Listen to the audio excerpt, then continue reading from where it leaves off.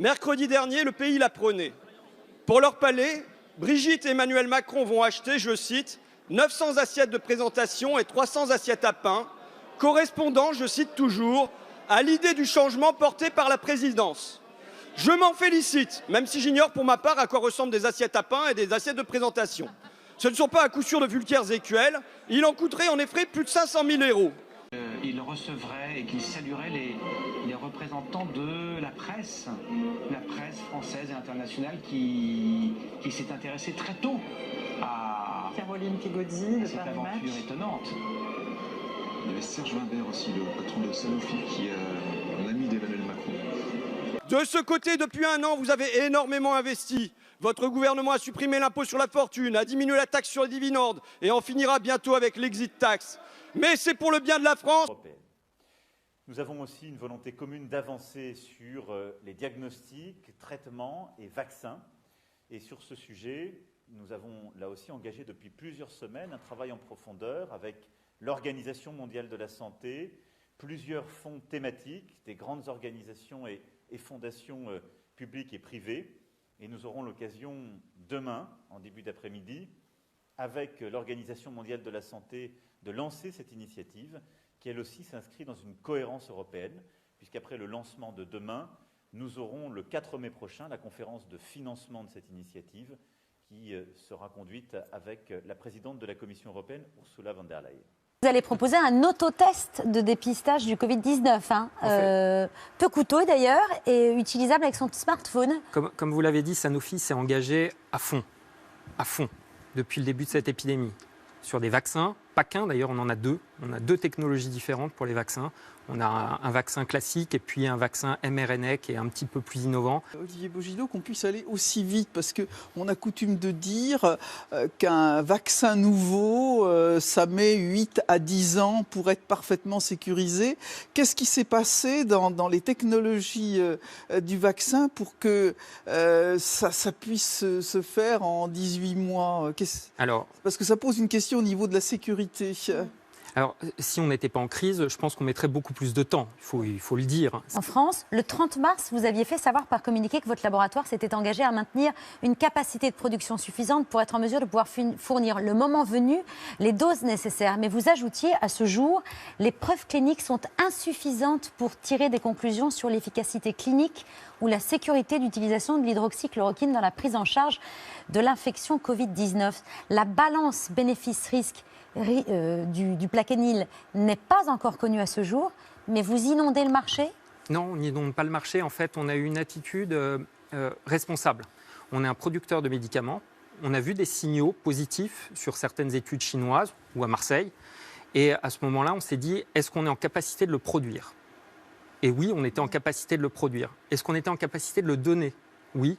On l'a mis à disposition gratuitement. Mais parce que la production a augmenté et la demande a augmenté, vous avez répondu à cette demande. Non, Donc il y a plus de Plaquenil qui aujourd'hui est prescrit ou donné à des Français.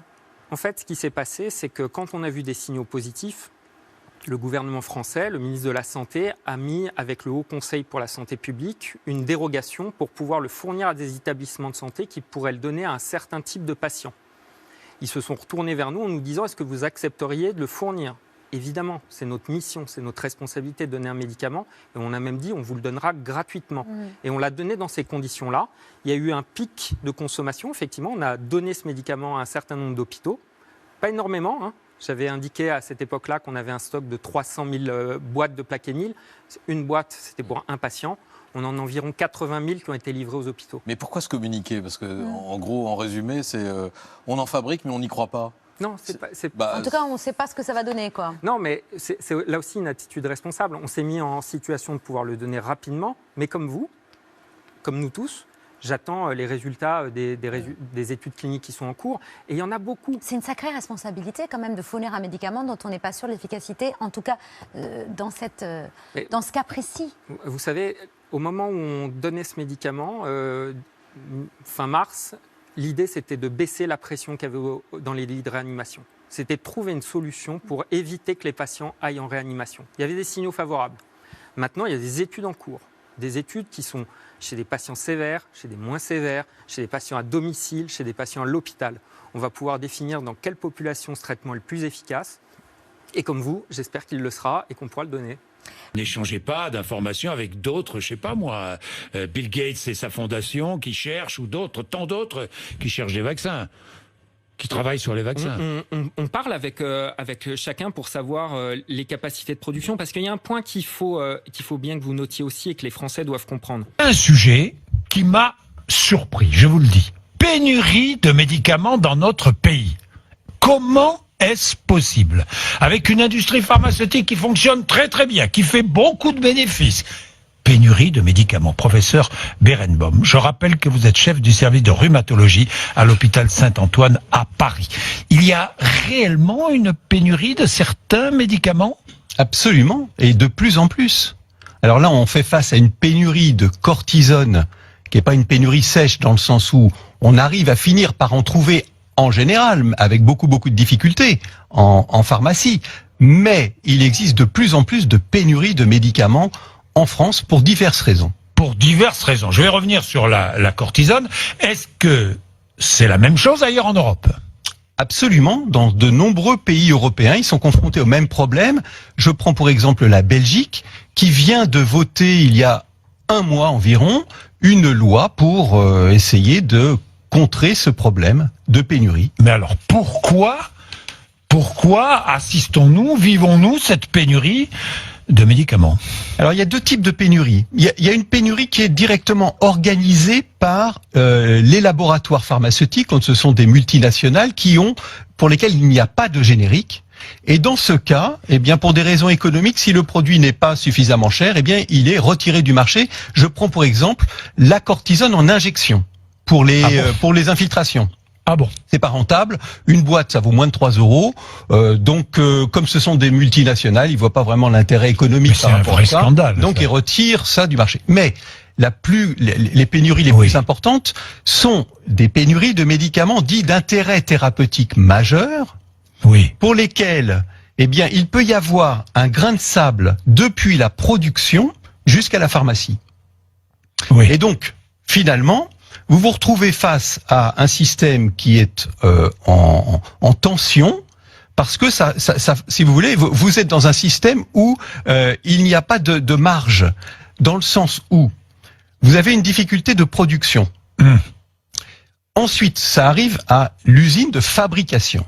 Donc, l'usine de production, en général, celle qui produit la matière première, est à l'étranger, en Inde ou en Chine. Bon. C'est envoyé ensuite dans des usines, par exemple en France, pour que ce soit mis en comprimé, en gélules. Oui.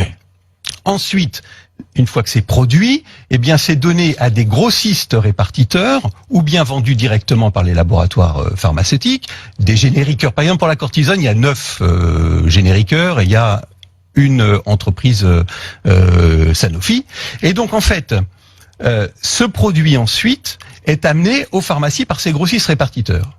S'il existe un grain de sable dans ce chemin, dans cette chaîne, eh bien, vous vous retrouvez avec une pénurie. Pour la cortisone, c'est le cas. Exactement. Pour la cortisone, alors c'était pas au niveau de la matière première, c'était au niveau d'une usine en France, dans le nord de la France. Il y a eu un problème sur la chaîne de fabrication, pas de communication. Depuis cette usine de fabrication vers... alors c'est là où on aimerait bien savoir exactement où est-ce qu'il y a eu les problèmes de communication, parce qu'il y a une certaine opacité par rapport à ça, on ne sait pas très bien. En tout cas, manque de communication. Et ensuite, le système fait que des grossistes répartiteurs, certains d'entre eux, qu'on appelle des shortliners, eh bien, vendent à l'étranger des médicaments qui sont produits par ces usines. Parce que le produit étant moins cher en France et plus cher dans certains pays européens. Ils font plus de marge à l'étranger, évidemment. C'est interdit. C'est interdit, mais c'est fait. Mais pour autant, bien là, c'est là où peut-être il pourrait y avoir un peu plus de. Alors, apparemment, la ministre va présenter aujourd'hui une feuille de route.